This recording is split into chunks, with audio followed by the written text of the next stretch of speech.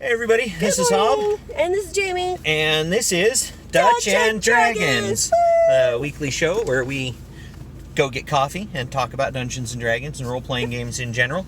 We are going to start today's topic with... min-maxing and optimization. Min-maxing and optimization. Alright, so what's our first question? First question is, what is the difference between min-maxing and optimization? And I think it's a good one to talk about because min-maxing and optimization are often used interchangeably. They are. And I don't feel like they should be. And I agree. So optimization is utilizing what you've got to create the best situation without sacrificing function in other areas. That's optimization. Min-maxing is... when you sacrifice almost everything to do one thing really well. So taking the absolute minimum in a bunch of areas to maximize fuzzy, one or is that my area. ball? No, I think that's just your eyeballs. My eyeballs are fuzzy today. Your eyeballs are fuzzy today. Yeah, that's fine. I like to think of it like swinging a hammer because most of us have swung a hammer at one point in time. Is that right? Swung? Have used a hammer? Utilized? A hammer. If you have a hammer and you go up towards the head of the hammer, you're going to get a lot of control over what you're doing, but you're not going to get enough force behind it to drive the nail in quickly. If you go to the bottom of the hammer, you're going to get a ton of force behind your hammer swings, but you sacrifice all your control.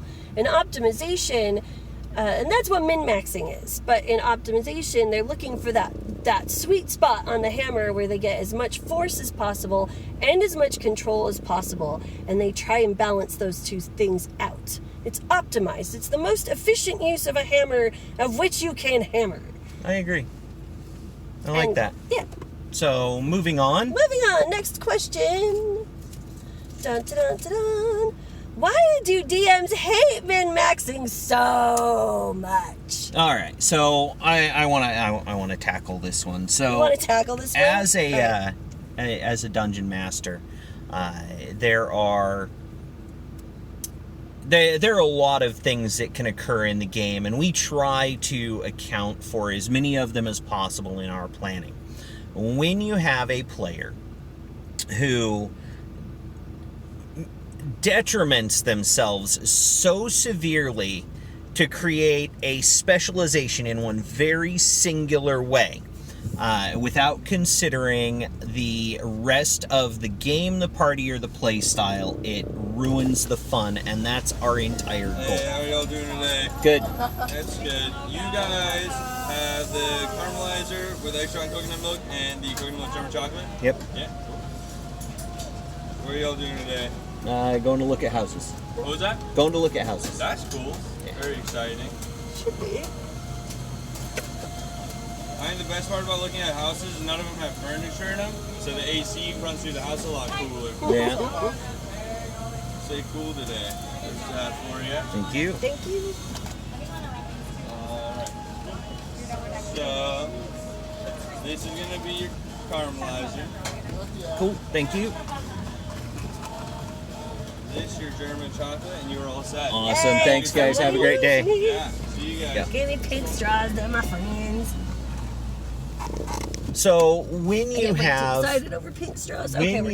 someone who is intentionally trying to break the game, ruin everybody's fun, it is exceptionally frustrating as a dungeon master, because more often than not, they don't just ruin the fun of most of the people at the table, they ruin the fun at the table for themselves as well. And then they get mad and drop the blame on the dungeon master's feet, and that gets extra frustrating. So that's why DMs, in my opinion, really hate min-maxing. Well, yes, that they're definitely, there is the issue that what they do is they make some parts of the game extremely easy for themselves and other parts of the game extremely boring. And then they don't understand during these boring parts why they're not having fun. Yeah. All right, next question. Can I just increase the encounter difficulty to correct a min-maxed character? I'm gonna let her tackle that one. No. Yes, no, yes, and no. So, yeah, I mean, like, if you have an entire party of min-maxers, assuming you have a whole party of min-maxers, you can just up the difficulty and be like, my group likes to min-max. That's cool. Min-max away, bitches. Have a huge-ass monster. But 9 times out of 10, you don't have an entire party of min-maxers. You've got 1, maybe 2 players who min-max, and so by the time you bring the monsters up, excuse me. So by the time you bring the monsters up to the power level of the min-maxer, you are making them almost impossible for everyone else to deal with. So now you just have min-max monsters. Exactly. So now you have min-maxed monsters. The better thing to do is... Well, we've answered the question. Next question. Okay. Fine, he's not going to let me tell you what to do about it. I think we have a question that addresses that, actually. Is that what it is? And if not, you can answer All after. right. How do I discourage min-maxing in a positive way? See? Ooh, See? check it out. Look, I have that was question the very in next there. question. You go.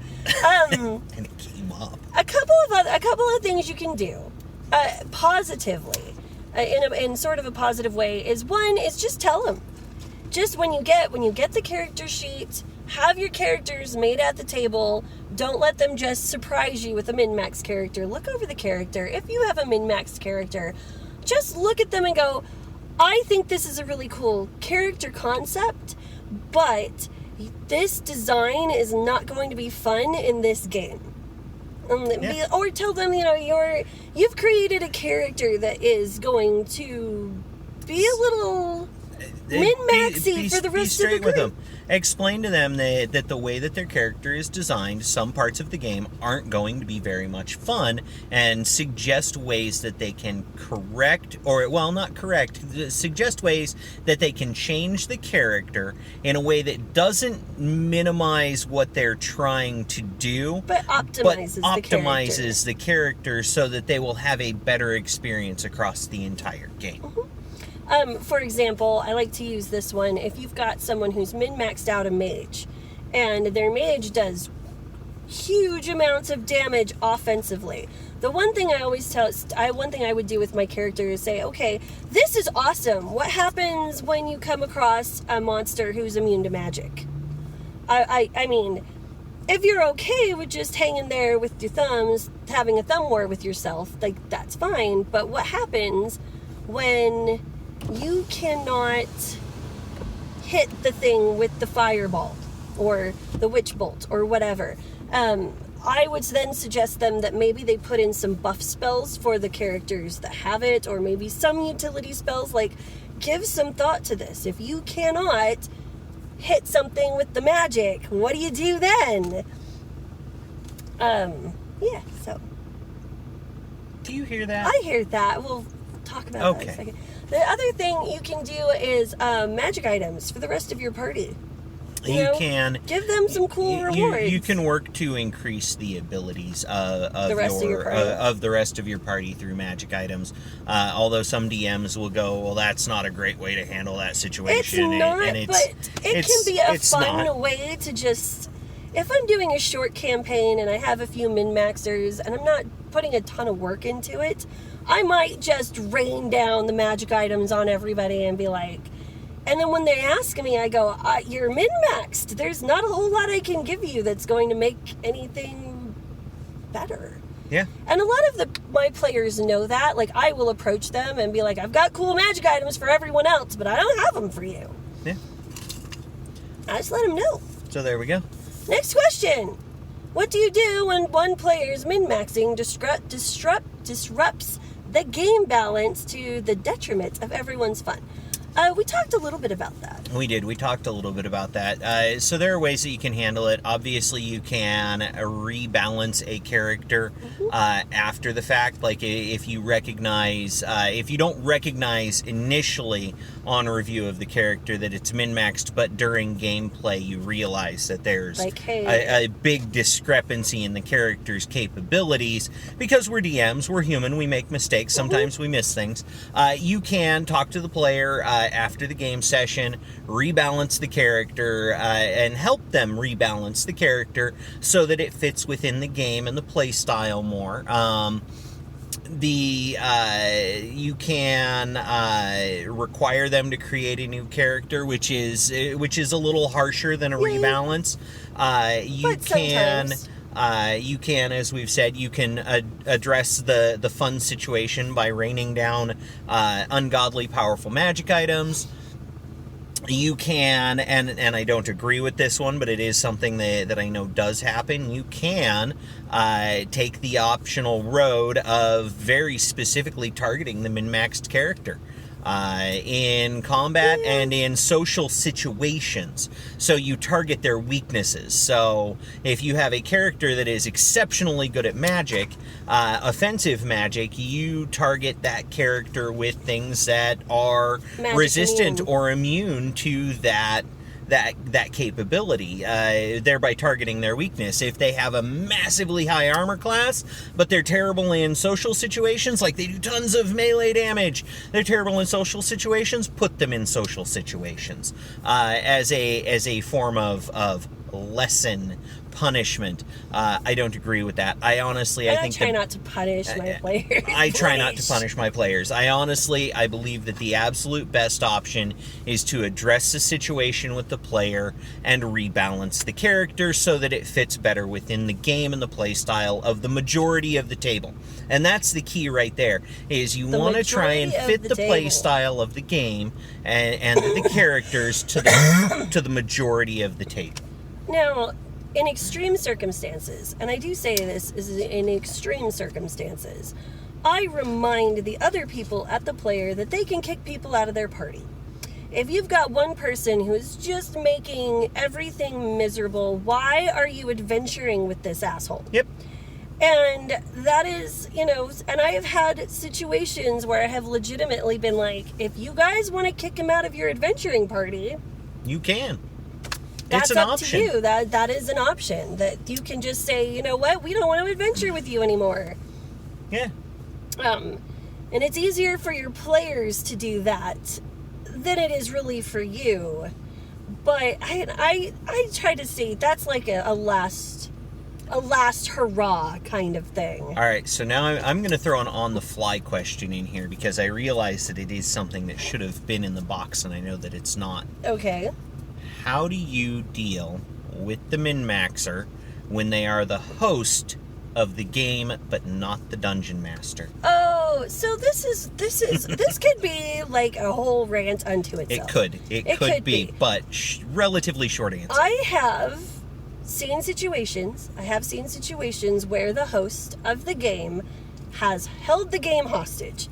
Basically, I'm not changing my character because you play at my house and it's my rules, and so you know, in life, you tell me I have to change my character, you guys can just basically find someplace else to play. Yep. It is the D&D equivalent of I'm throwing a fit, taking my toys, and going home. Right. It is. And it's just bad sportsmanship and behavior it really all the way is. around. And at that point, at least for me, I don't want to play with this person. So I'm going to just... Yeah. Because, you know what? If you want to play by your onesies with your min-maxed character, that's on you. Yeah. And at that point, really, the only I'll find option another is place to to move play. your game to another location. I would never let someone hold my games hostage like that. I would just literally find someplace else to True play. story. Very true story. All right, next question. Next question. Is there a time when min-maxing is okay? Yes, when everybody is doing it. Yes. And that's really that's sort of the only time that it's okay. So if you take... Sorry. No, go ahead. You were saying. If you take and everyone at the table wants to play a min-maxed character and you can create balance within the party in that min-maxed capacity, Go for it. Have a fun. blast. It can be fun to play with super ultra powerful characters. And super stupid ones. So you get into social situations, there's literally one person who does all the talking and they keep telling the rest of the group to shut up. Yeah, shut up, you're making this worse. Yeah, like you there say can be. yeah. Yeah. So the other thing I've seen a successful min-max played by having a partnership.